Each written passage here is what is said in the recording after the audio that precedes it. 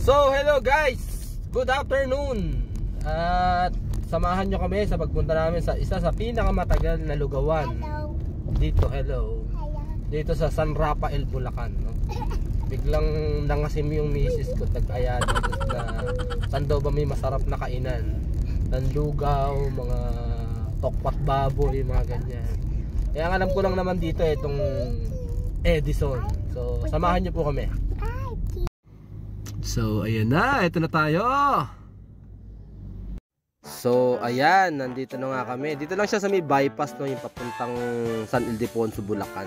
Kung dito kayo, pagkagaling kayo ng Balagtas exit, no? Kung galing kayo NLEX bypass. Ayan. So, meron silang, may bulalo yata. So, ayan. Iba-ibang ulam nila. Dami. Pero ang sarap ng sasyado. Kaya ayan yung pinili ko talaga. Na nakamak. Ang sarap. Yan, meron din sila mga kakanin dito. Ayan, mga chicharon, may mga chips. Yan, saka ang linis na ngayon, oh.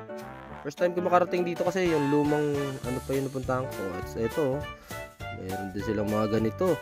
Uy, ang sarap, oh. Siyempre, bumili rin kami yan bago kami umuwi.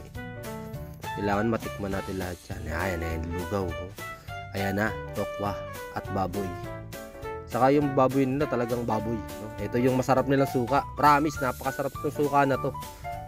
Ayan, yung sarsyado. Ayan, squid. Tapos ito, ewan ko ano yan. Hindi ko na naman tawag yan. Tapos ito, pinaretang baka. So, ito, kakain na ako nito. Siyempre, tatay.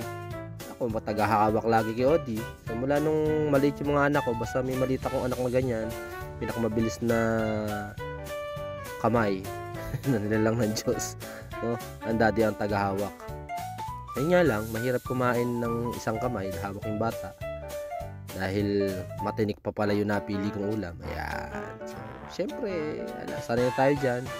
4 na anak ko na yan. Sanay na ako na naghahawak ng bata habang kumakain. Ayan. Ayan, lantakan mo, baby.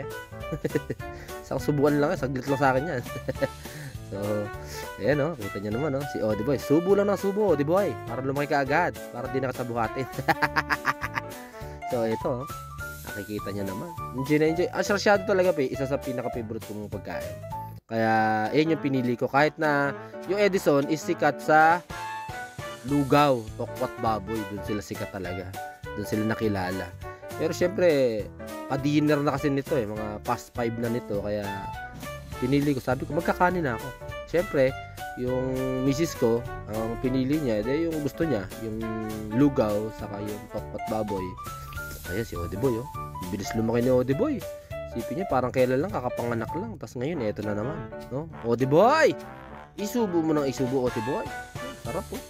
Sarsyado. Sino mga mahihilig dyan? Pa-comment naman dyan, yung mga mahihilig sa sarsyado na katulad ko, no? Sarap kumain. Saka, ang aliwalas ng lugar nila. Napaka-aliwalas ng lugar ng Edison dito sa may bypass. First time ko kumain sa kanila, eh. Dahil dati, kung kumakain ako sa Edison, San Rafael din naman, doon lang sa may highway. Sa may highway, papuntang LTO. Lagpas ng LTO. Yung ang tawag doon? Maghihiwalay na kalsada. Pa San Rafael, saka yung pabaliwag, Bulacan. No? Pag dito kayo galing sa may highway na galing SM Baliwag. So yun yung dati. So ito, nakita nyo naman yung misis ko. Ayan, uy. Nyam, ping. Ang sarap, oh. Ayan, suka, oh. Uy. Yan, oh. Ang sarap. So ito yung nila, oh. Sabi, dami kumakain, oh. Ayan, tapos na kami kumain yan.